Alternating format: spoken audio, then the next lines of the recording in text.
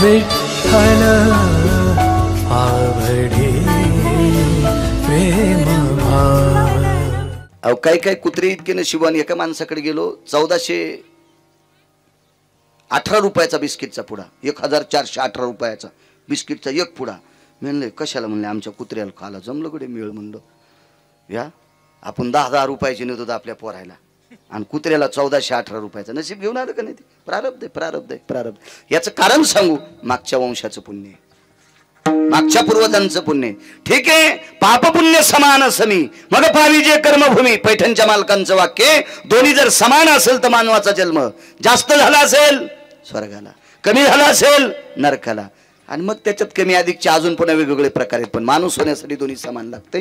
आणि त्याच्यात कमी अधिक झाला असेल तर मग पशु पक्ष्यांचा वगैरे वगैरे जन्म मिळतो। त्याच्यात काही पुण्याचा साठा असेल तर वंशाच्या पुण्यानं मग ते चांगल्या ठिकाणी जात असते। कुत्र का असं ना, पण वेळेला भाकर टाकणाऱ्याच्या घरात जन्माला यावं याच्याकरता मागच्यांचे आशीर्वाद घेऊन माणसानं जीवन जगत जावं। ज्यांना मागच्याचे आशीर्वाद नाहीत का, 500-500 एकर जमिनीवाले भूमिहीन झाले, आशीर्वाद ठेवून गेले नाही माणसं, आशीर्वाद ठेवून गेले नाही। आशीर्वाद असला पाहिजे माणसांच्या पाठीमागं। गांधारी हुशार आहेत। धात्री नावाच्या स्त्रीचं ऐकलं, विदुर काकाच्या घरी आल्या। दुर्योधन आलाय का, काय कळतं म्हणे विदुर काकाला, काय कळतंय? काकांच्या घरी आल्याच्या नंतर विदुर काका विवेकाचं टोक होते, आवाज दिला, सुशिला जी मालक, वहिनी साहेब आल्यात। काय वाणी होती हो, वहिनी साहेब आल्यात। सुशिलाबाईने लागलीच बसायला, बोऱ्या टाकला, या ताईसाहेब या, मोठी जाऊ येते, या ताईसाहेब बसा। मोठी भाऊसाहेब या नात्याने काकाने प्रणाम केला। प्रणाम वहिनी साहेब, प्रणाम। काय काम आहे काका? एक विचारू? गेल्या 15 दिवसापासून दुर्योधन आमच्याकडे सारखे येतात आणि त्यांनी सांगितलं गावाच्या बाहेर बांधलेल्या घरात तुम्ही राहण्याकरता जा, तुझा विसर न व्हावा। तुकोबाराय देवाला मागतात, देवा मला तुझा विसर झाला नाही पाहिजे एवढं देऊन टाक। दोन्ही म्हणजे तुकोबारायचं वाक्य किती प्रमाण आहे ते सुद्धा, तुकोबाराय किती विवेक दृष्टीने मागतात ते सुद्धा, आणि वास्तूसाठी सुद्धा पोषक, या दोन्ही गोष्टी आपल्या कडव्यावर चलावा, म्हणजे अभंगाच्या बाजूला न जाता आपलं सगळ्या दोन्ही गोष्टीचं काम व्हावा असं कीर्तन करायचं। त्या घरात राहण्यासाठी मी होकार दिलाय, काय करावं? काकांनी सांगितलं होकार दिला, वहिनी साहेब तुम्ही राहण्यासाठी जा, पण ज्या दिवशी राहण्यासाठी जाताल त्या दिवशी 2 मिनिटाचा वेळ काढून तुम्ही माझ्याकडे या। ठीक आहे काका। निघाल्या तिथून, त्याचे गुप्तचर पाहतच होते। विदुर काकाच्या घरी गुप्तचर आले, विचारलं काका काय म्हणत होत्या? कोणती? काही नाही, कोण्या दिवशी जाऊ? मुहूर्त कोण दिवशी? गुप्तचराने दुर्योधनाला सांगितलं, मुहूर्ताचा कागद दुर्योधनाने आणून ठेवला। तिथं मुहूर्त सांगणारा एक व्यक्ती होता, त्याचं नाव होतं संजय। संजय किती विवेकी होता सांगू तुम्हाला। घरी बसल्या बसल्या अंध माणसाला टीव्ही दाखवत होता, अंध माणसाला टीव्ही। म्हणजे कुरुक्षेत्रावर युद्धात किती मेलेत त्याला घरी बसल्या बसल्या कळत होते, आणि नुसते कळत नसून आंधळ्याला सांगत होता। इतका विवेकी व्यक्ती होता तो। व्यास कृपा दीपकु संजय झाला, व्यासांची कृपा होती संजयावर, एवढा मोठा अधिकारी संजय। आणि त्या संजयाने मुहूर्ताचा कागद हातात दिला, जा कोणी अमक्या अमक्या दिवशी राहण्यासाठी जा। दुर्योधनाने तारका खोडल्या, त्याला माहित होतं संजय हा विवेक दृष्टीनं गोड आहे, आणि चांगल्या मुहूर्तावर राहायला गेल्याच्या नंतर पांडवांना जाळण्यासाठी घर बांधले, ते पांडव जळणार नाहीत यानं तारका खोडल्या आणि चुकीच्या तारका टाकल्या।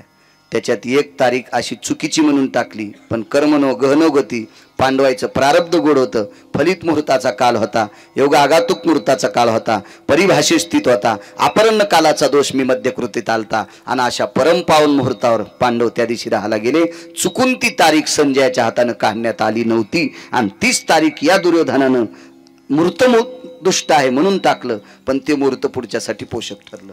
वरच्याची कृपा असल्यावर काही ताणत नसते, ताण नसते। लेकरू असं काय कुठं टाकावं म्हणून एका बाईनं कॅरी बॅग मध्ये लेकरू टाकलं आणि रेल्वेत फेकून दिलं, पण त्याचं आयुष्य गोड होतं, चांगल्या माणसाला गवसलं, ते जितच होतं जितच। ते पोरगा नायब तहसीलदार आहे, माईनं फेकून दिलेलं पोरग, कॅरी बॅग मध्ये फेकून दिलेलं पोरग रस्त्यानं वाटसरू चाललेल्या शेतकऱ्याला सापडलं, ते शेती लेकरू लगेच हॉस्पिटलमध्ये नेलं, त्याचे संगोपन गोड झालं, ते मोठं झालं, आज नायब तहसीलदार आहे. मारायसाठी कोण फेकलं होतं? माईनं. वाचिलं कोणी? पंढरपुरातल्या मालकानं. प्रारब्ध बळ असलं की चिंतात नाही.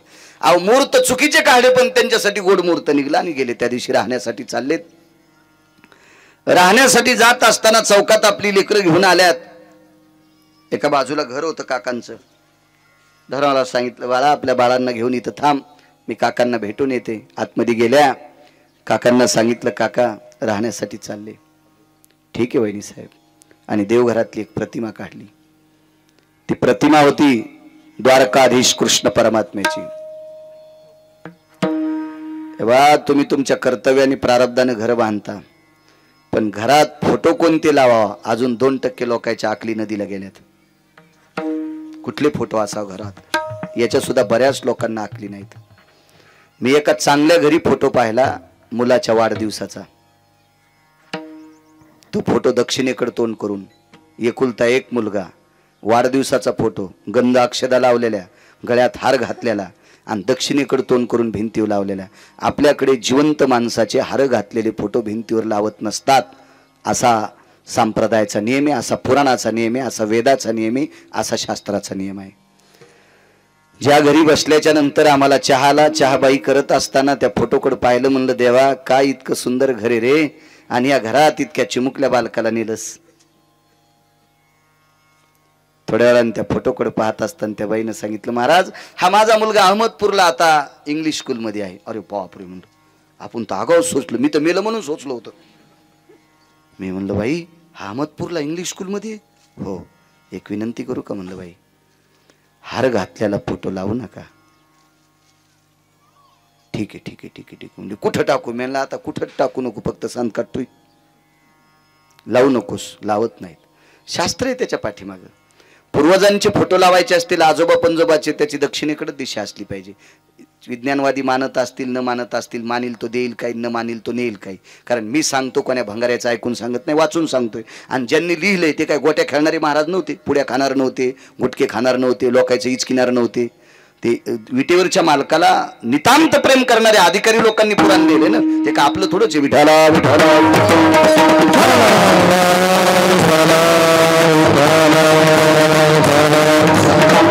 लोकांचं वाचून सांगतो. उद्या मला कॉलर धरून विचारू शकतो नागरे सर कशात लिहिलेले. विवेक संपन्न व्यक्ती बरं का. भांगाऱ्या भुंगाऱ्याने विचारले होतं उत्तर देण्यासाठी माझ्याकडे फार उत्तर आहेत, पण विवेक संपन्न व्यक्तीला आपण त्याचं उत्तर गोड देऊ शकतो. ते विचारू शकतात. या बा 1000 लोकांनी चांगलं म्हणण्यापेक्षा जाणकार माणसं एकानंच चांगलं म्हणावं, त्याचं नाव कीर्तन असते. विठाला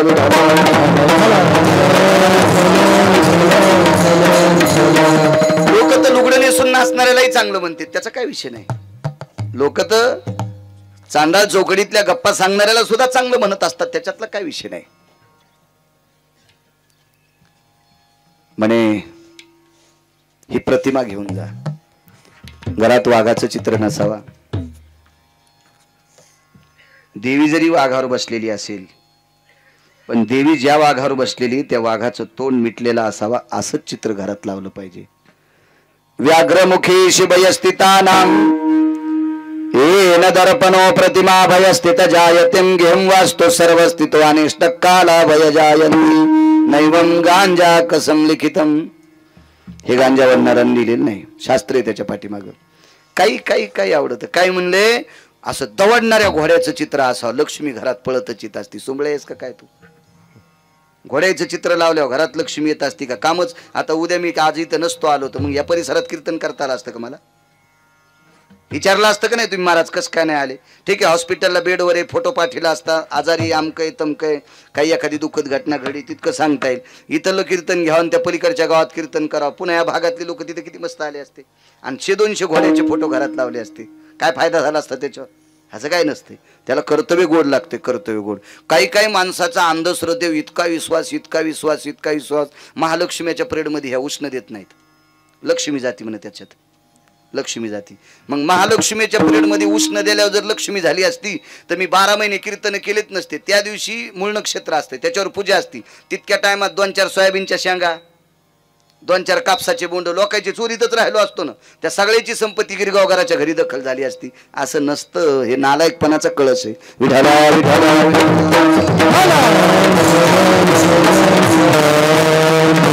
काही गोष्टी होत नसतात. वागावं लागतं. तुम्हाला सांगू का, वास्तुशांती केल्यावर सुद्धा एक नियम असते गोविंदराव. एक जण म्हणला महाराज 4दा वास्तू केली तरी सुख नाही. म्हणलं तू या वास्तूत मला पूर म्हणतो सुख भेटन तुला. 10-5 महाराज पूर खाटा खांदून म्हणजे सुख भेटन. त्या वास्तूत सुख भेटण्यासाठी तुम्हाला चांगलं वागावं लागेल, तर त्या वास्तूत सुख मिळत असतं. विठाला विठाला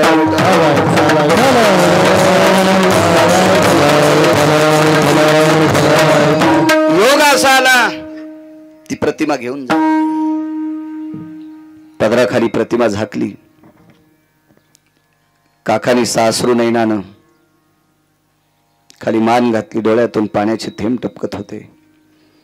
आदराने आपल्या वहिनीला प्रणाम केला आणि सांगितलं, वहिनी साहेब, तुम्हाला दिलेल्या प्रतिमेचा आदर करा.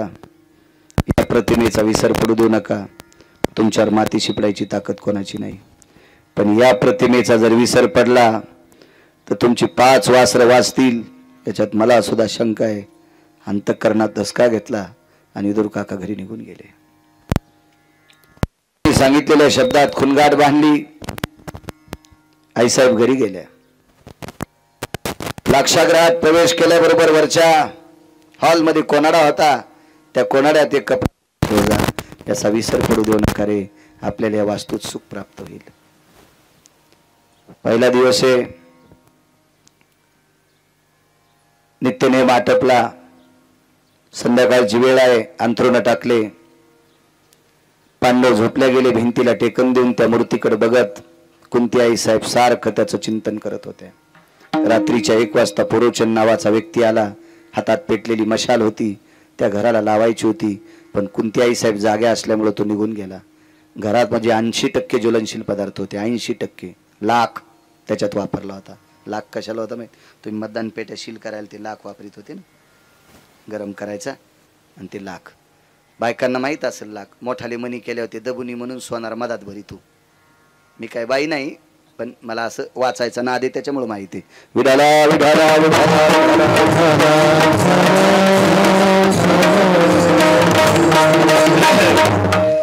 हे सगळी ज्वलनशील पदार्थ टाकून तयार केलेलं घर होतं. घराला विस्तू लागल्याबरोबर 11 सेकंदात घर पेटणार होतं. तितकं ज्वलनशील काहीच नाही. 9 वस्तू एकत्रित टाकलेल्या होत्या. बॉम्ब सारखा भडका त्याचा होणार. 11 सेकंदात अशुभ घराची राख होणार. एवढे पदार्थ त्याच्यात होते. पण बाई जिवंत जागी बघते आपल्याकडे म्हणून पुरोचन निघून गेला. बघता बघता 2-3 दिवस निघून गेले. रात्र जागून काढायची. रात्रभर त्याच्याकडे बघायचं. पहाटे ब्राह्मी मुहूर्त झाले की लोक उठायचे. आजूबाजूचे लोक सडा टाकायला उठले की न उठणं, आपल्या कामासाठी मग्न होणं. पण बाईच्या लक्षात आलं, आता मात्र एक ना एक दिवस या महालाला पुरोचन नावाचा व्यक्ती पेटवणार, आपण जळणार, आपली लेकरं जळणार. काकाने तर सांगितलं याचा विसर पडू देऊ नका, आपलं काम साधेल. पुरोचन नावाच्या व्यक्तीला दुर्योधनाने आमंत्रित केलं आणि सांगितलं, पुरोचन लक्षात घे, 4 दिवस होऊन गेले, अजून आमची काकी आणि पांडव जळाले नाही. आज जर संध्याकाळच्याला नाही जळाले तर बेटा उद्या सकाळच्याला तुला फुकीन. दुर्योधनानं सांगितलं, मालक मी माझा प्रयत्न करतोय, पण बाई झोपत नाही, मी त्याला करू काय? पण दुर्योधनालाही माहित नव्हतं आणि पुरोचनाला माहित नव्हतं झोपत नाही त्या अर्थी करती काय. नित्य सारखं त्याचं चिंतन करत होती. तो जावी सरण व्हावा असं सारखं त्याचं चिंतन करत होती. पण एके दिवशी कुंतीच्या लक्षात आलं, आजची रात्र आपण जागू शकत नाहीत. त्या दिवशी कुंतीनं स्वयंपाक केला तो पुरणपोळीचा.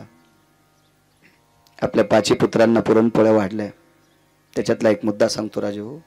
वैकुंठवासी माधव महाराज मगर सांगायचे, कुंतीनं ज्या दिवशी लाक्षागृहात पुरणपोळीचा नैवेद्य केला, भगवंताच्या पुढे नैवेद्य ठेवला आणि 5 लेकराला पुरणपोळी वाढत असताना प्रत्येकाला सारखं तूप वाढलं. धर्माला वाढलं, अर्जुनाला वाढलं, नकुलाला वाढलं, सहदेवाला वाढलं, भीमाला वाढलं. पण फरक सांगतो, भीम, अर्जुन आणि धर्म यांना तुपाच्या वाट्या भरून ठेवल्या आणि बंध्या पोळ्या बाजूला ठेवल्या गरम गरम. पण नकुलाला आणि सहदेवाला स्वतःच्या हातान चुरून पोळ्या वाढल्या, कारण ही मादरीची लेकरं होती, त्यांना चुरून वाढल्या. नकुलानी कुंती मातेनं पोळ्या चुरत असताना डोळ्यानं रडावा, आईला शंका येईल याच्याकरता नकुलाचा आणि सहदेवाचं अंतकरण रडत होतं. आपल्या आईच्या पश्चात आपल्यावर अतूट प्रेम करणारी माय आपल्याला सापडली, ती कोणती आहे? विठ्ठल आवडे प्रेम भाव. आणि कधी लक्षात ठेवा, मी दुपारी सुद्धा सांगितलं, आपल्या धर्माला बाकीच्या धर्मियांचे कसल्याही प्रकारची भीती नाही. आपल्या धर्मातले काही जे भडवे आहेत त्यांच्यापासूनच धर्माला कलंक. साखरपुड्यासाठी कुत्रं गेलं, बैलगाडीनं साखरपुडा जात होता आणि कुत्रं गेलं संग. जाऊन कुत्र्यानं पण गेलं, लय नात कुत्र्याला गाड्या संग चालायचा.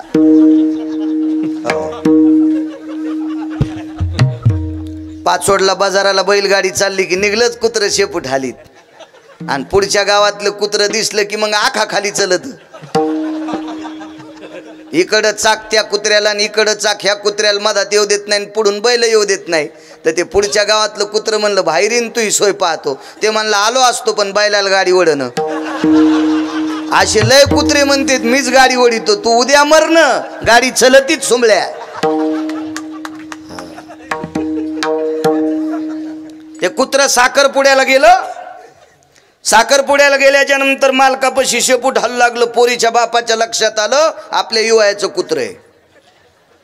मग पोरीच्या बापानं टीलचं टोपलं, त्याच्यात लिटर भर दूध, 2 पोळ्या कुस्करल्या. टब्या नाव होतं कुत्र्याचं.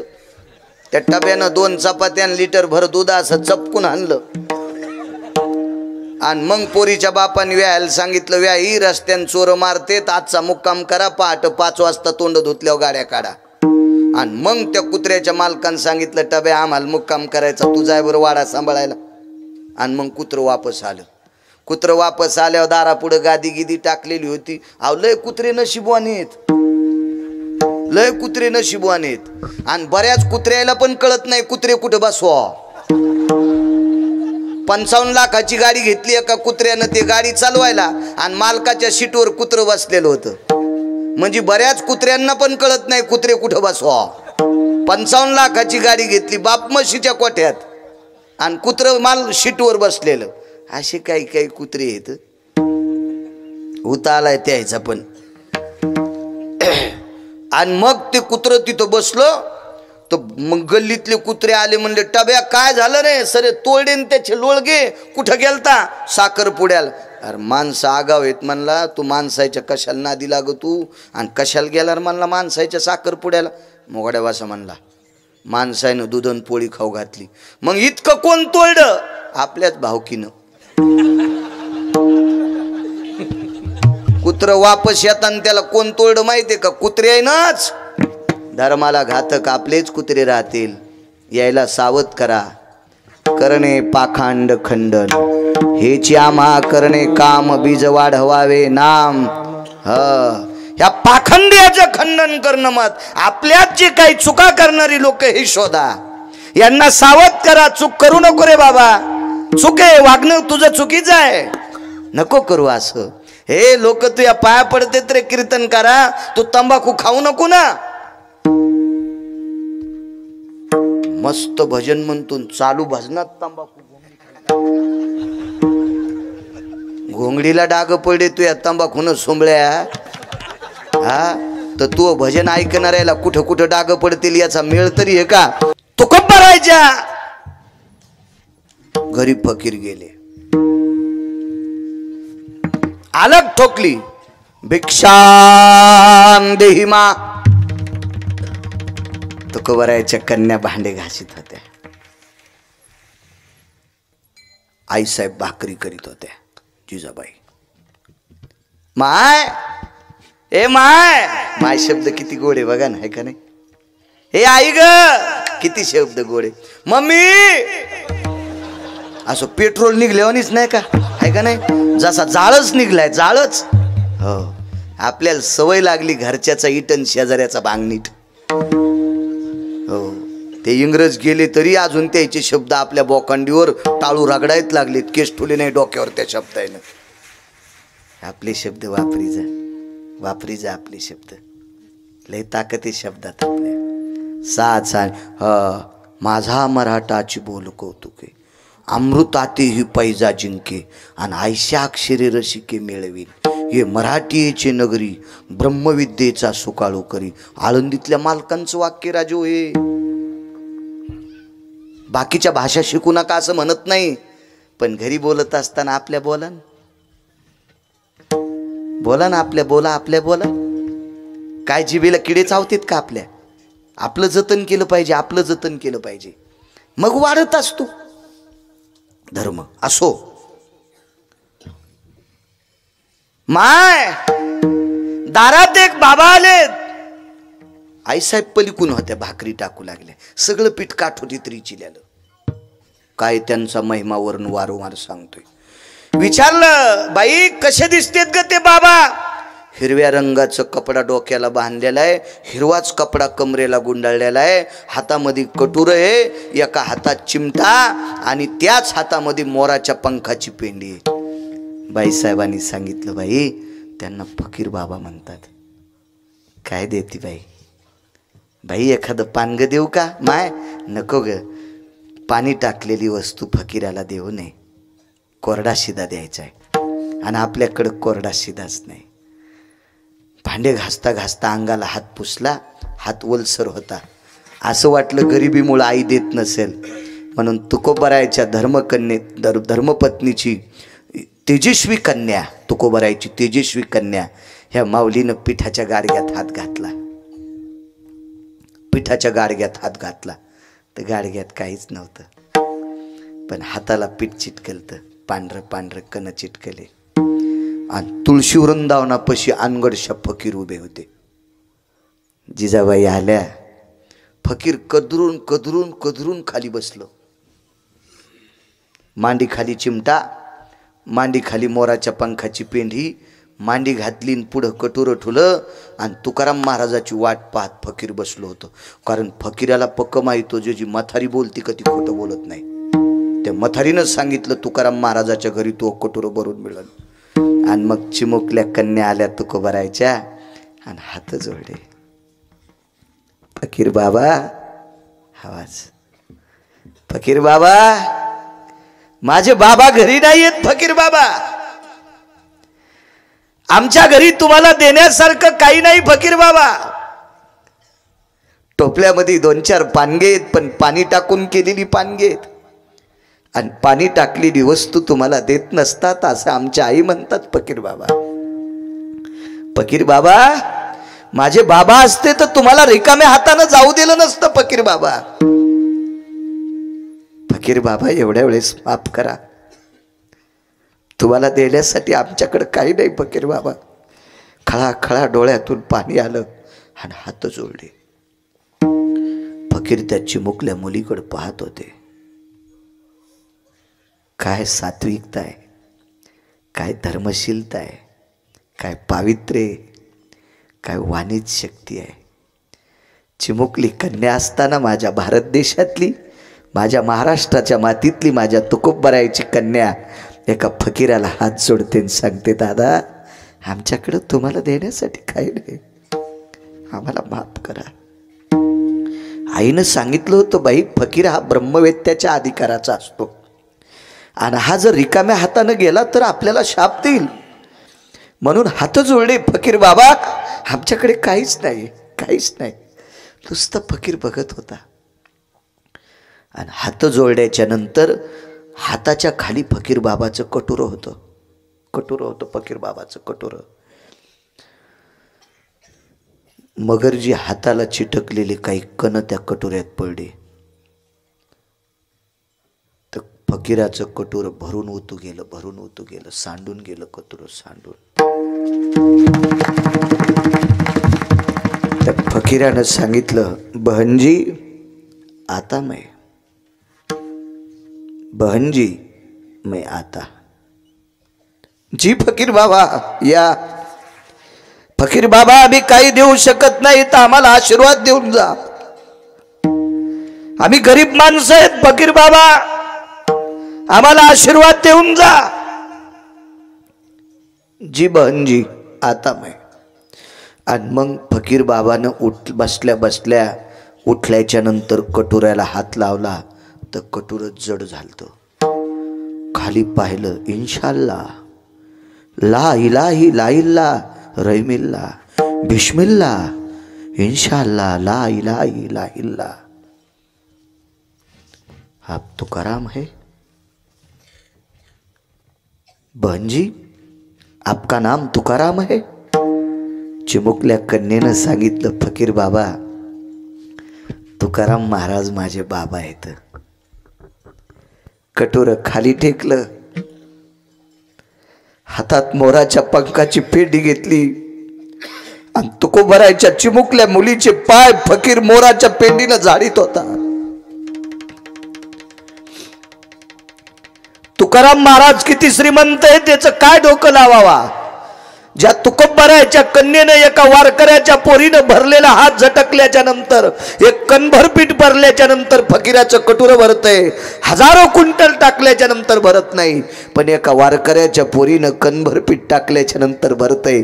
ही त्यांच्या मुलीत ताकद आहे। त्या तुकोबरायचा अधिकार किती मोठा असेल, किती मोठा असेल। म्हणून माझे निळोबाराय म्हणतात काय त्यांचा, म्हणून निळोबाराय म्हणले मी किती वर्णन करू।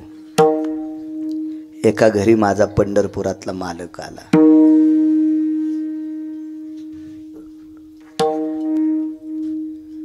सोबत एक दोन होते, गरुडाला सोबत घेतला असेल,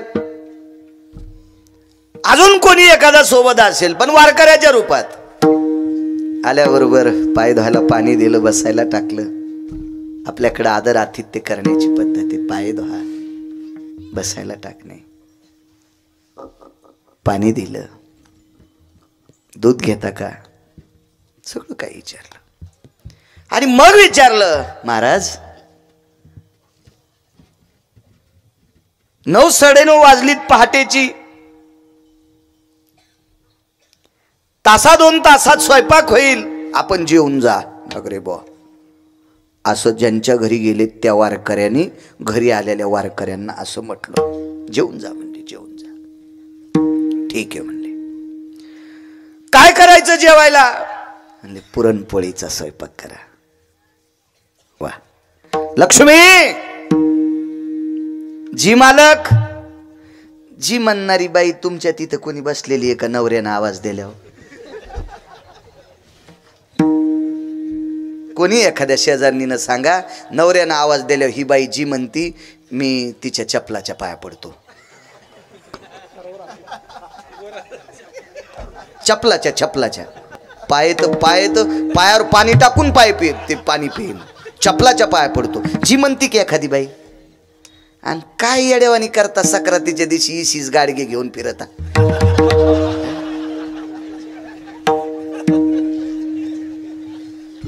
किती महाराज मेल्यावर सुधरत आणि तुम्ही पहिली गोळी मला घाला।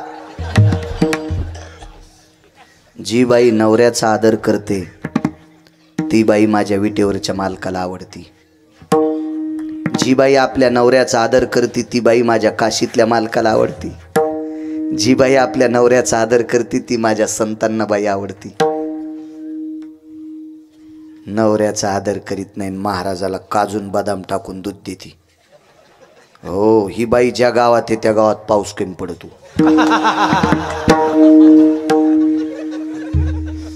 हे अल्ताफ जी गलत काम है, ये सही काम नहीं हो।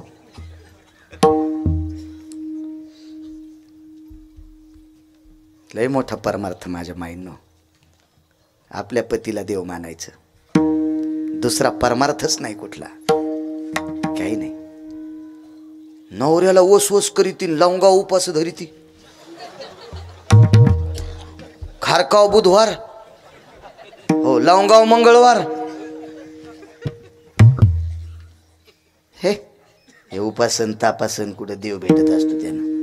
आणि त्यातली त्यात आपल्याकडे उपास फक्त 29च सांगितले आणि 1 सोमवार सांगितला। 1 उपास सोडीनं तुम्ही 1। माझ्या माईंनो, माणसं व्यसनी आहेत तरी कमी आजारी पडायलेत, तुम्ही व्यसन करीत नाही तरी जास्त आजारी पडता। याचं एकमेव कारण आहे, माझ्या ज्ञानोबाराय तुकोबारायने जे उपास सांगितले नाही ते तुम्ही धरतात, करायचे नाही ते उपास। हा, ज्ञानोबाराय तुकोबाराय सांगतील ते उपास करा। माणसाला विलय काहीला उपास धरायचा ना। आमची इथे एक जण 9 दिवस साबुदाणा खात होता. धर बापा उपास जगदंबेचा, त्याबद्दल दुमत नाही. आदिशक्ती आहे ती जगदंबा माता, तिच्या विरोधात मी कसा बोलन? काय बाळ्याची टप्पर आहे. पण 9 दिवस उपास धरीतून दसरा झाला की घोरपडी धरी तू. भडव्या देवी येडी होई रे तुला पावायला. हा, तिनं रावणाचा भोगा केलाय तर तुला आपटू हाणायला तिला काय कमी ताकद आहे वे? नाटक करू तू आपला बाजावर बसत नाही, गादीवर बसत नाही. 9 दिवस साबुदाणा खातून दसरा झाला की याच्या त्याच्या पवळी इचकी तू. याच्या उसात वाघ उरलाव, त्याच्या उसात वाघ उरलाव. यमास आवळीन तो या गळ्याला. चिरपीर पण नाही करता याच. नाटका परमार्थ देवाला नाही आवडत. चला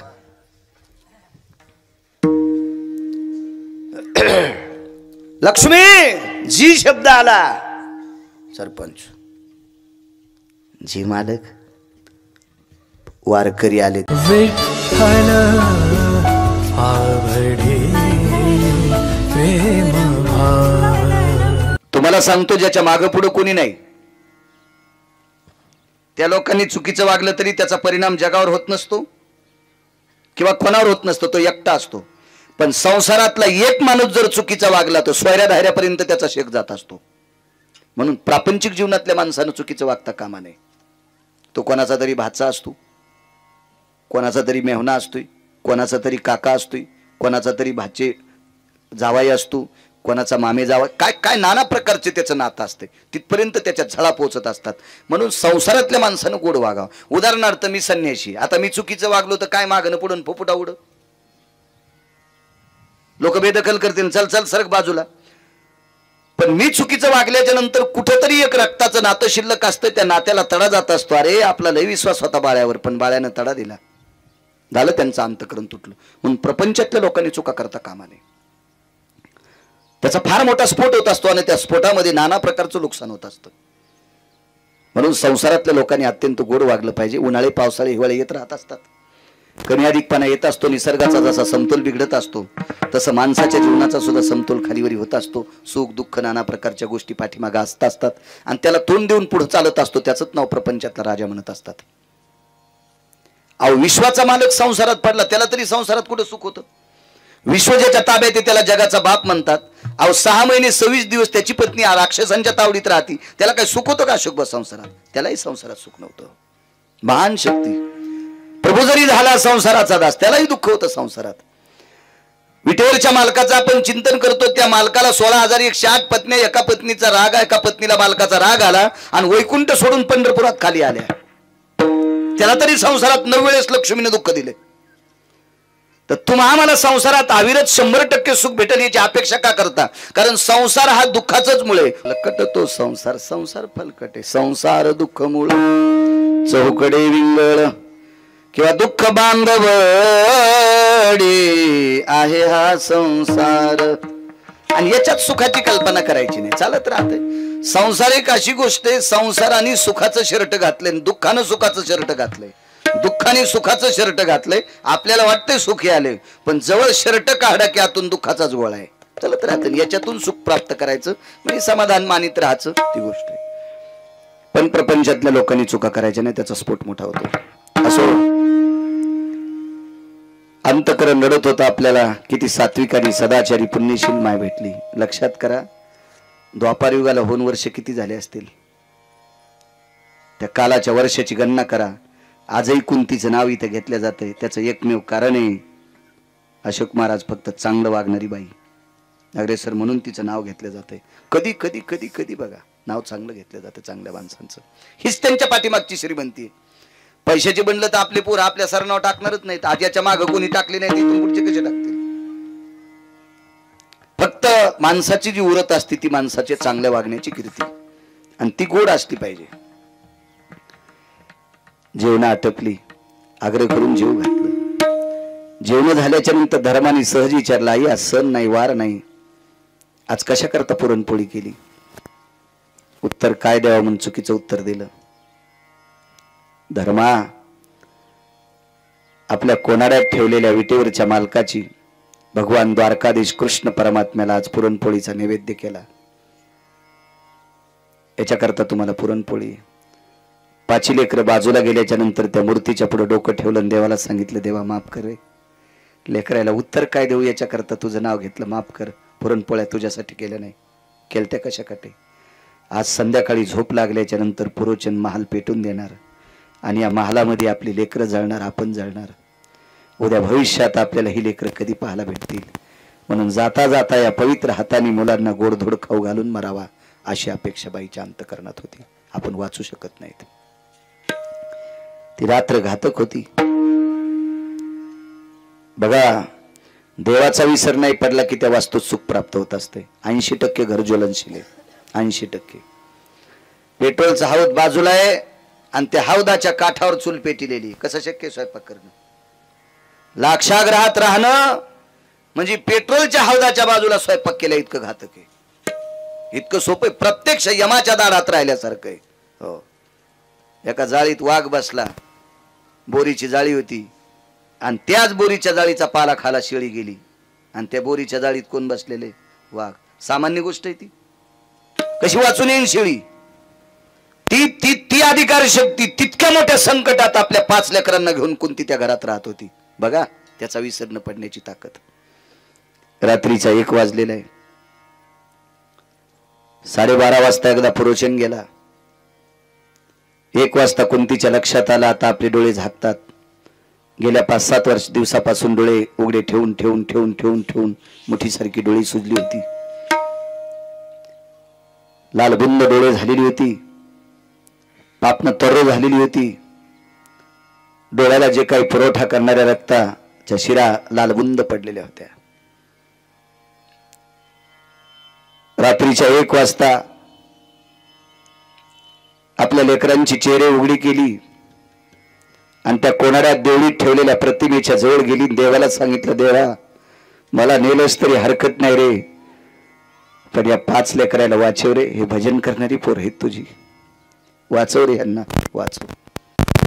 एक विनंती करते देवा, 5 जणांना वाचण्यासाठी तुला त्रास होत असेल, एवढा कामाचा व्याप सांगत नाही, पण एक लक्षात ठेव, मी आणि माझे गेले तरी चालेल. मी आणि माझे गेले तरी चालेल, पण माझ्या मालकाने जिच्या सोबत लग्न केलं तिला माद्री म्हणतात. त्या माद्रीचे 2 पुत्र जिवंत देव चंद्र सूर्य तोपर्यंत माझ्यावर विश्व कृपा करील. या दोघांना वाचव रे देवा, या दोघांना वाचव. आता मी तुला बघू शकत नाही. भिंतीला टेकन दिला आणि त्याच्याकडे बघत होती. सारखं त्याचं स्मरण करत होती, त्याचं चिंतन करत होती. बघता बघता डोळे झाकले. आवेशाने एकदा डोळे उघडे आणि अंतकरणातून एक ध्वनी निघला, देवा सांभाळ रे लेकराला, सांभाळ सांभाळ. हे वनात सापडलेली सावज रे देवा, कर यांच्यावर कृपा. आणि कुंतीने डोळे झाकले. 1:15-2च्या सुमारास पुरोचन नावाचा व्यक्ती हातात मशाल घेऊन आला. हिने केलेल्या आग्रहापोटी वैकुंठातले मालक द्वारकेमध्ये निद्रा करत होते. रात्रीचे 1:15-2 वाजले. अशा वेळेला फार दिवशी जगाचा मालक जागा झाला. आईसाहेब बाजूला होता. सर्वांग घामानं चिंब झालेलं होतं. डोक्यातून घामाचे लोट वाहत होते. आईसाहेब विचारलं, काय? काही नाही. गरुडाला पाचारण कर. गरुडाला पाचारण केलं आणि गरुड सुदर्शन आणलं आणि हातामध्ये भगवंतानं रात्रीच्या 1:15-2 वाजता सुदर्शन घेतलं. आणि पुरोचन नावाचा व्यक्ती लाक्षाग्रहाला आग लावणार तेवढ्या अवकाशात सुदर्शन पडलं. चक्र मारके धरणी फोडी. लाखा जोर में पांडव बैठे गुप्ता गलगाई. बिगरी किने बजाए नाथ मोरे, बिगरी किने बजाए. जिथे पांडव आणि कुंती आहेत तितक्याच जागेला छिद्र पाडलं. नर्मदेच्या तीरावर पांडव सुखरूप नेले. वसरीमध्ये त्या दिवशी मुक्कामासाठी एक बिल्ली आलेली होती. तिचे 5 लेकरं घेऊन ती वसरीत झोपली होती. कुंतीला माहित नव्हतं. दुसऱ्या दिवशी सकाळी लाक्षागृह जळालं तर एका स्त्रीच्या बांगड्या सापल्या. ती भिल्ल स्त्री होती. आणि 5 मुलांच्या अस्थी सापडल्या. ते तिचे पुत्र होते. दुर्योधनाच्या लक्षात आलं कुंती गेली, आपले 5 भाऊ गेले. या नालायक दुर्योधनानं त्या दिवशी दिवाळी साजरी केली. इतका भडवा होता दुर्योधन. त्याचा पाहुणा तुमच्या गावात मग काय चिंता नाही. हरामखोर होता दुर्योधन, नालायक होता, बुजदिल होता, विवेक भ्रष्ट होता दुर्योधन. विवेकाचा आणि त्याचा काही संबंध नव्हता. इतका बुजदिल विचाराचा, जटिल विचाराचा दुर्योधन होता. फार घाणेरड्या विचाराचा होता. तुम्हाला एक सांगू का, भारतीय संस्कृतीतल्या स्त्रीचा नागरेसर जर वाईट पाऊल पडला ना, चुकीचं काम जर एखाद्या स्त्रीने केलं तर तुम्ही तिला डोक्यातून डिलीट करा. डिलीटच म्हणतात ना, मोबाईल मधलं जे वाक्य आवडलं नाही ते डिलीटच म्हणतात ना, तिला डिलीट करून टाका. पण तिची चेष्टा करण्याचा अधिकार भारतीय संस्कृतीतल्या पुरुषाला नाही, अशी वेद शास्त्र आणि पुराण नीती सांगते. तर रक्ताच्या नात्यातल्या पवित्र स्त्रीला भर सभेत उघड करायचा अधिकार काय दुर्योधनाला द्यालता? काय लायकी होती का त्याची? मोठी भाऊजाई आई समान असताना तिला मांडीवर बसा इतक्या हलकट विचाराचा दुर्योधन. त्यानं दिवाळी साजरी केली, फटाके फोडले, त्या दिवशी आनंद उत्सव केला, हस्तिनापूर सजवलं, तोरणं लावा. भीष्माचार्याच्या डोळ्यातून एक पाण्याचा थेंब पडला होता. तो थेंब धरण्याची ताकद पृथ्वीत नव्हती. त्या दिवशी पृथ्वी अशी थरथर कापत होती. तर प्रत्यक्ष वरुणानं पृथ्वीला विचारला, थरथर का कापते? द्रोणाचार्यासारखा, भीष्माचार्यासारखा सात्विक ब्रह्मचारी, अशा ब्रह्मचार्याला एक प्रकार बघून दुःख झाले. त्या दुःखाचा जो थेंब पडलाय, ह्या थेंबाचा क्रोध एके दिवशी इतका उद्वेगाला जाणार, म्हणून 18 दिवस युद्ध त्याच थेंबापासून झालं. ते कायमस्वरूपी राग चालत होता, कायमस्वरूपी. चांगल्या माणसांना जी गोष्ट सहन होत नसती का, तिचं पाप फेडावं लागत असते. एक लक्षात ठेवा, मुद्दा सांगतो. आपल्या बापदाद्यांनी 72च्या दुष्काळात एक टाइम जेवून आपल्यासाठी जमीन कमिली, आपल्यासाठी घरं बांधले, संपत्त्या ठेवल्या, 4-2 रुपये ठेवले. ते कधी कधी गोव्याला गेले नाही, कधी कधी हनीमूनला गेले नाही, त्याने चुकीच्या ठिकाणी 1 रुपया खर्चिला नाही. लेकरं बरं होईल, आनंदाचं सुखानं त्यांचं जीवन जगल यांच्याकरता त्यांनी 4-4, 5-5 लुगडे नेसले नाही, 2च लुगड्यावर संसार केले. कामं करायचे असेल तर 2-3 थिगडाचं लुगडं नेसलं. अशा परिस्थितीत बापानं गाठी मारलेलं धोतर नेसलं, साधा पिळा पडलेले पटके घातले. अशा परिस्थितीत संपत्ती कमवावा आणि त्या पोरानं बायकोच्या फॅरनलवलीसाठी केळीचं ढेलं इकावा. काय मरताना आशीर्वाद देईल ते म्हातारं? दुःख वाटेल का नाही त्याला? मग तसं आपण एखादी चुकीची गोष्ट केल्याच्या नंतर आपल्या पूर्वजांना, अधिकारी लोकांना त्याचं दुःख वाटत असतं. हे दुःख भीष्माचार्याला ज्यावेळेला वाटलं, त्या थेंबाचा उद्रेक झाला. 18 दिवसाचा युद्ध प्रसंग. अजून 9 कारण आहेत त्यासाठी, पण पुढे बघू. बैल 2 जमीन 300 एकर कशी नांगरता येईल? जस जसं तो मला बोलता येईल तितकं बोलेल ते. पांडव तिकडे सुखरूप गेले. माझ्या तुकोबराने विटेवरच्या मालकाला विचारलं, प्रभू एक विचारू, पांडवाला जाळण्याचा प्रयत्न कोणी केला? सख्या चुलत भावानी. रात्री झोप तू स्वतःची मोडून का घेतलीस?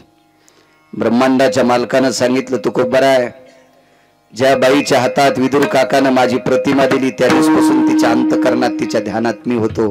माझा विसर तिनं पडू दिला नाही, आणि माझा विसर ज्या माऊलीनं पडू दिला नाही, तिचे लेकर जर लाक्षाग्रहात जळाले असते तर मला कारुण्य सिंधू कोण म्हणलं असतं. सिंधू म्हणजे समुद्र, मला कारुण्याचा सिंधू, कारुण्याचा सागर ही उपमा आहे. आणि जिने माझं ध्यान करावा, तिचे लेकर जर एका लाक्षाग्रहात जळत असतील तर मला लावलेली समुद्राची उपमा ही गौण आहे, ही खोटी आहे. गुणगाई नावडी. तेव्हा तुझा विसर न पडल्यामुळे इतका फायदा. पुन्हा एक पुरावा सांगतो तुम्हाला. तेव्हा कुंतीनं देवाचा अशोकबा विसर न पडू द्याल्यामुळं लाक्षाग्रहातून वाचिलं. एक मूर्ख माणूस, एक नालायक माणूस एका बुजदिल माणसाच्या संगतीला लागून त्यानं लाक्षाग्रह पेटीत होता. पुरोचन हा हरामखोर मिस्त्री होता. बांधकाम क्षेत्रामध्ये 14 लोक आले, त्याच्यात 1 नंबरचा व्यक्ती असेल विश्वकर्मा महाराज. 1 नंबरचा, 1 नंबर, कलेची देवता विश्वकर्मा महाराज. रावणाची लंका ज्यांनी बांधली ते विश्वकर्मा महाराज. सुदाम देवाचं सोन्याचं गाव ज्यांनी बांधलं गुरुजी ते विश्वकर्मा महाराज. आणि बाकी अशी काही लोक होती. 14 पैकी हे एक. मधला घरी गेल्यावर पहा, सगळ्या गोळ्या एकखट्या घेत जाऊ नका, रिॲक्शन येत असते. बघा जा घरी मोबाईल भिताडासारखे आहेत मोठाले तुम्हाला. तेच केलं की तुम्हाला यतिम प्रातु भय कालेषु यत् कलान वास्तु पुरुषां भयु स्थित पुनिता सर्वाति जायते रिकामी जागा गौंडी नामने. रिकामी जागा गौंडी नामने, असं तुम्ही मोबाईलवर गुगलवर याच्यात जावं लागतं ना, त्याच्यावर असं ते बोट इचका, लगेच तुम्हाला ह्या 14 मिस्त्रींची यादी येईल.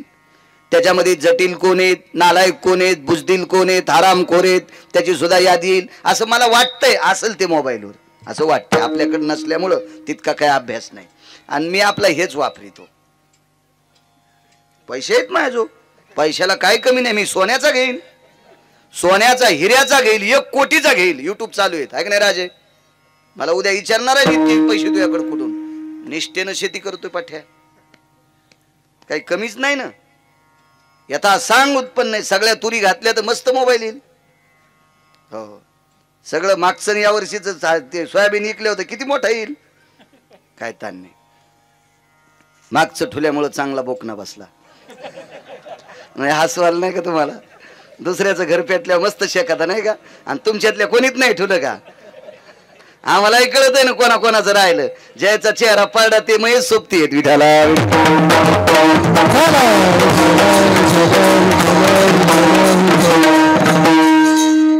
जास्त नव्हतं माझं, थोडंसं होतं, काय ताण नाही. मोबाईल घेईन मोठा, त्याबद्दल दुमत नाही.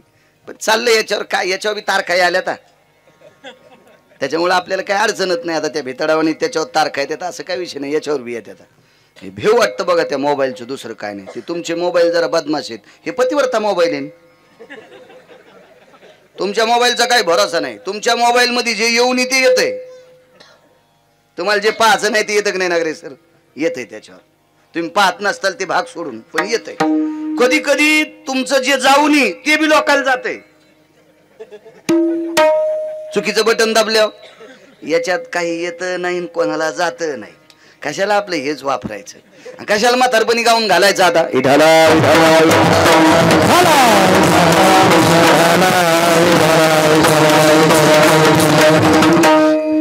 पहा घराची ताकद, नामसाधनेची ताकद किती मोठी आहे. नालायक व्यक्ती घर पेटवत होता अशोक बुवा, त्याच्यातून वाचीला असेल नवल नाही. एका व्यक्तीचं घर एका भजन करणाऱ्याने पेटिलं. त्याच्यासारखा भजन करणारा जगात कोणी नाही, बरं जगात कोणी नाही. तो भजन करणारा किती श्रेष्ठ आहे, अरे तो भजन करणारा किती श्रेष्ठ आहे हे आळंदीतल्या मालकाकडून ऐकायचं. तो भजन करणारा किती श्रेष्ठ आहे ते देहूतल्या मालकांकडून ऐकायचं. तो भजन करणारा किती श्रेष्ठ आहे माझ्या पैठणच्या मालकाकडून ऐकायचं. उद्याची वारी आहे पैठणच्या मालकांची. जा वारीला, जा राजू, अशा संतांच्या वाऱ्या करत जा, आपल्या बाकीच्या वाऱ्या मिटत येतात. हो, ह्या संतांच्या वाऱ्या नाही केल्या की विठ्ठल आवडे प्रेम भाव. तो फकीर म्हणजे शुक याज्ञवल्क दत्त कपिल मुनी हरीशी जानोनी हरी झाले. शुकाचार्यांच्या बरोबरीचा, दत्तात्रयांच्या बरोबरीचा, कपिलांच्या बरोबरीचा, याज्ञवल्क्यांच्या बरोबरीचा तो फकीर होता. सामान्य नाही. ते काय असा धुपन काढणारा थोडाच होता, ते फकीर फकीर होता. हिरव्या रंगाची कफनी डोक्याला बांधलेली, हिरव्या रंगाची लुंगी घातलेली, हातामध्ये मोराच्या पंखाची पेंढीने एक चिमटा होता. त्या फकीराचं नाव होतं अनगडशा नावाचा फकीर. भजन करायचा.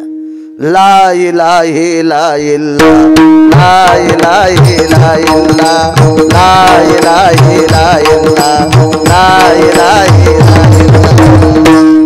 भजन करायचा तो फकीर त्यांच्या देवाचं.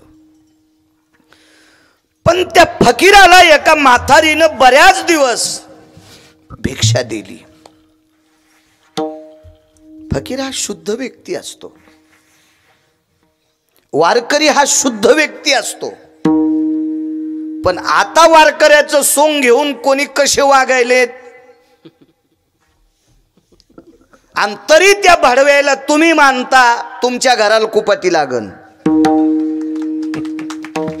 तुम्ही याला बी टाळ्याच वाजवायले.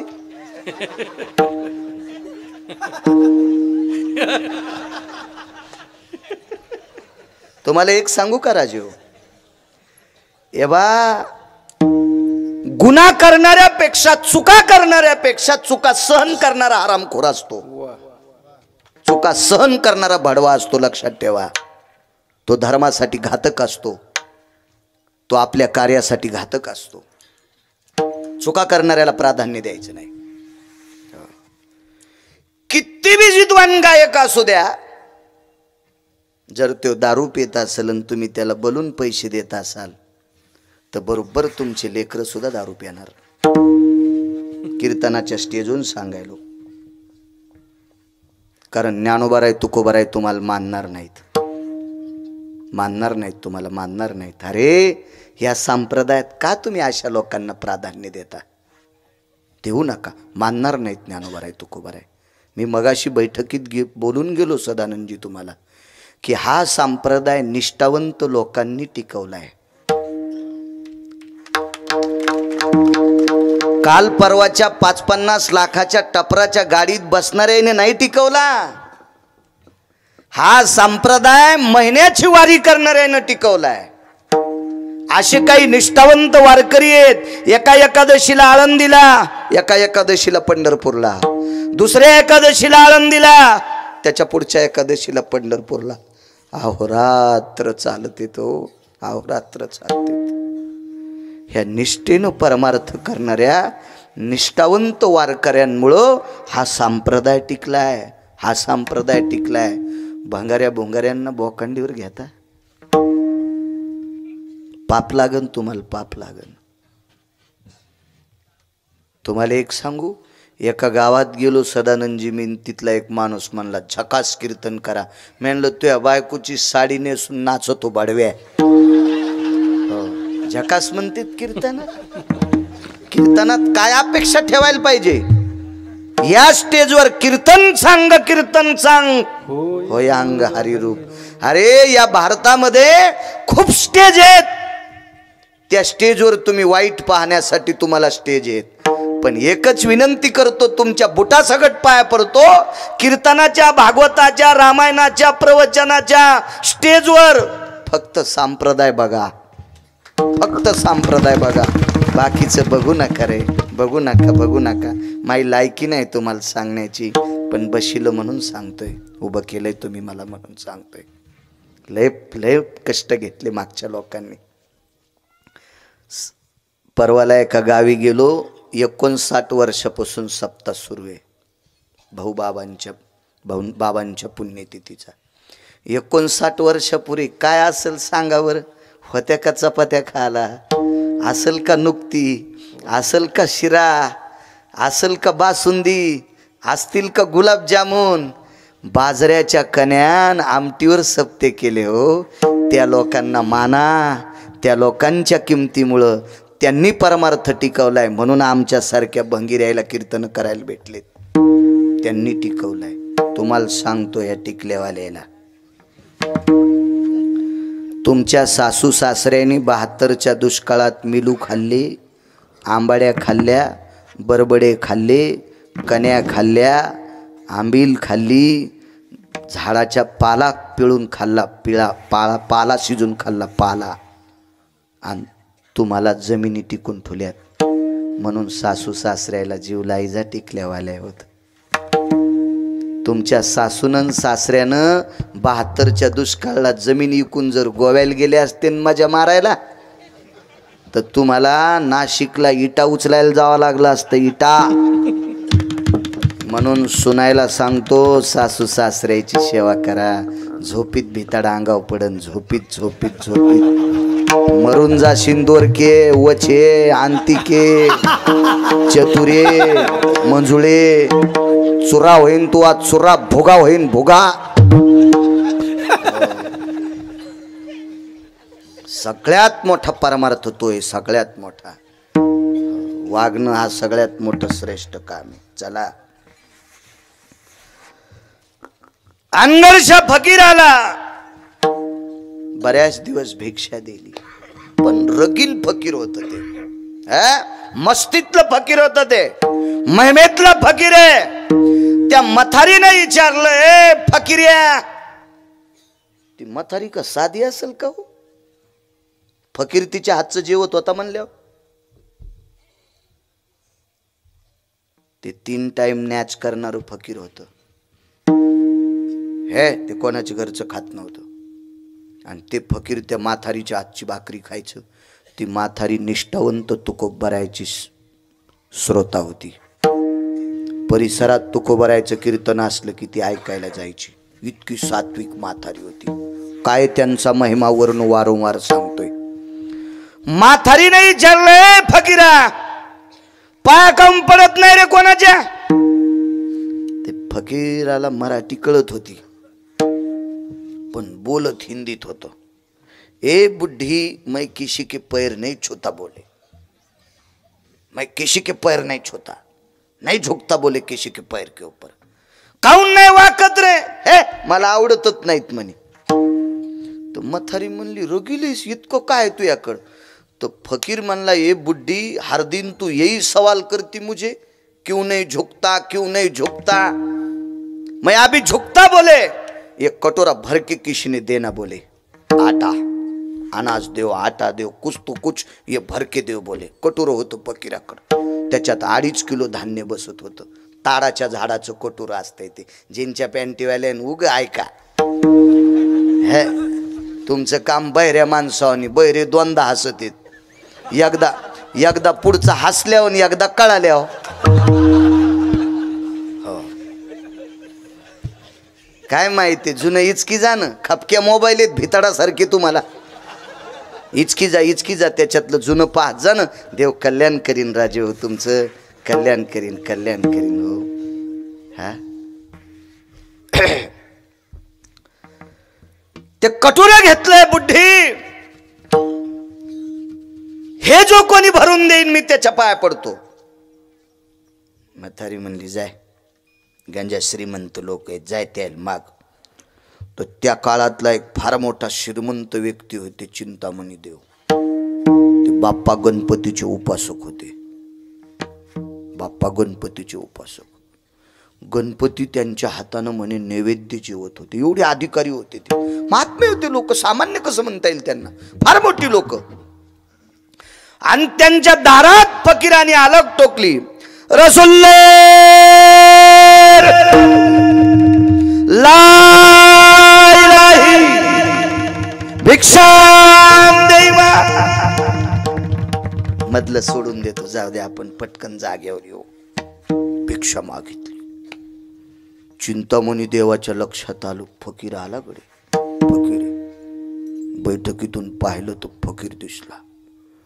भगवान सूर्यनारायणाच्या प्रकाशाला लाजविल इतका तेजस्वी फकीर होता तो. इतका तेजस्वी. आचरणाचं तेज असते. आचरणाचं 900 एकरवाल्याचा फोटो एकीकून लावा आणि संतांचा फोटो एकीकून लावा, मान कोणा पुढे वाकती. याचं आचरणच धड नाही ना, म्हणून त्याच्या फोटोकडे मान वाकत नाही ना. आचरणच धड नाही. कोणाचे उधार आणलेले देतच नाही. असंच आणू 900ची 1100 केली. आणि काय त्याच्या पुढे मान वाकन. मान वाकण्यासाठी कापशबो आचरण लागते. आचरण. फकीर आचरणशील होता. सुनबाई, फकीराला कटोरा भरून द्या.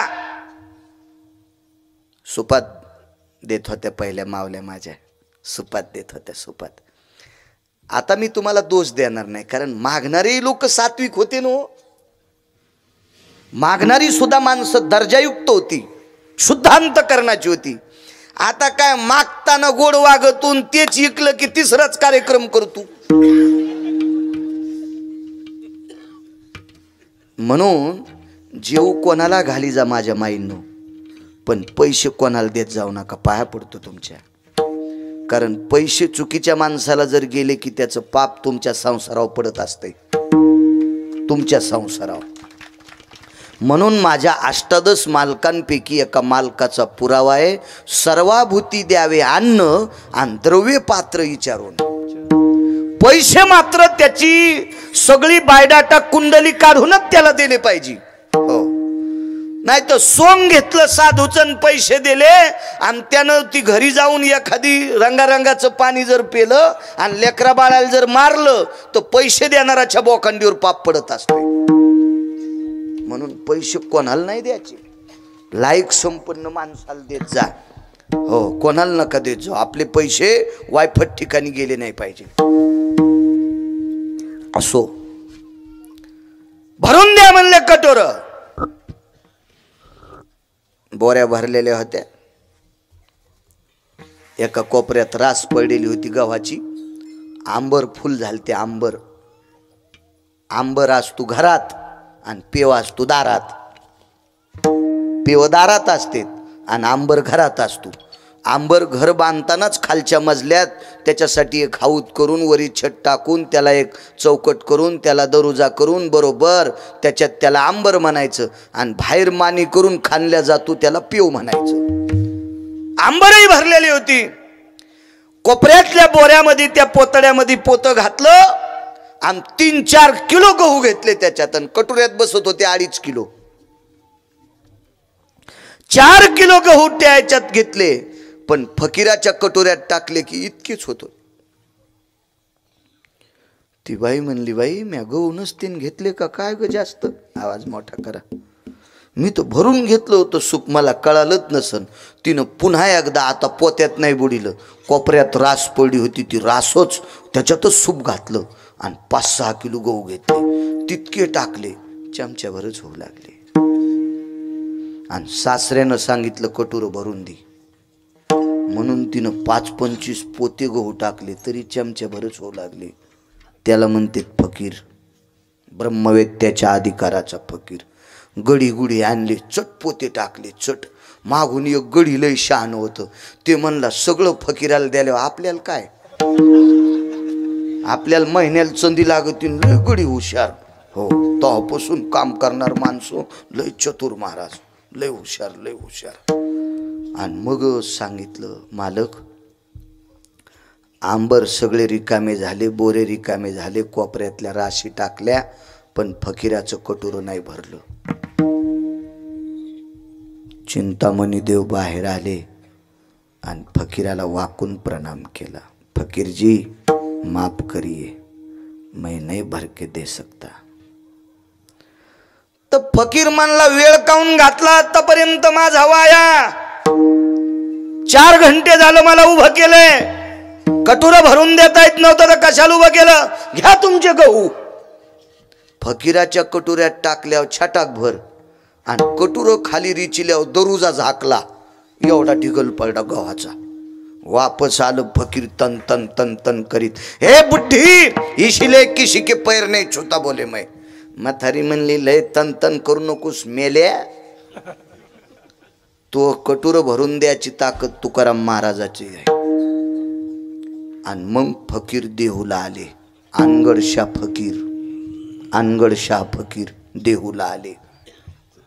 आणि देहूला आल्याच्या नंतर विचारलं, तुकाराम महाराजांचं घर कुठे? ते वट्यावर बसलेले काही असतेत ना धसकटे, हे काय लय शहाणे थोडीच असते. ते इचके अवलादी ते काय लय शिस्तीत असतात का? दुसऱ्याच्या खपल्या काढणार. हे मागच्या जन्मात कावळ्याच्या जन्माला होते भडवे. लय चाललो फकीर तिकडं, काय देईन काय माहिती. ते काय लक्षात येणार यायला? ज्याच्या गावाला गंगा त्याच्या गुडघ्याला सांगा. त्याला काय कळणार होता तुकोबरायचा महिमा, तुकोबराय काय होते. तर अख्खं गाव सोडून दिलं फकीर चाललं म्हणे तुकाराम महाराजाचं घर कुठे, काय देणार आहेत ते तुकाराम महाराज. तुम्हाला काय माहिती चोंबळे होत त्या महात्म्याकडे काय तर. तुम्हाला एक सांगू का, आपल्या भारतातल्या लोकायला खरा माणूस गेल्यावर कळतोय, अगोदर नाही कळत. ही आपल्या मातीत ताकदच ती काय काय अन्नात दोष काय माहित. ती माणसं गेल्यावर आपण त्याचे फोटो बितडावला येतो. ज्या महात्म्याच्या पुण्यतिथीचा सोहळा यायला काय कमी त्रास दिला असेल त्या काळात? भगवान बाबांना कमी त्रास दिला असेल? इतिहास पहा तुम्ही, बघा. त्रास देणारी कोण होती? आपलीच होती ना. ज्ञानोबरायला त्रास देणारी आपली, तुकोबरायला त्रास देणारी आपली, पैठणच्या मालकांना त्रास देणारी आपली.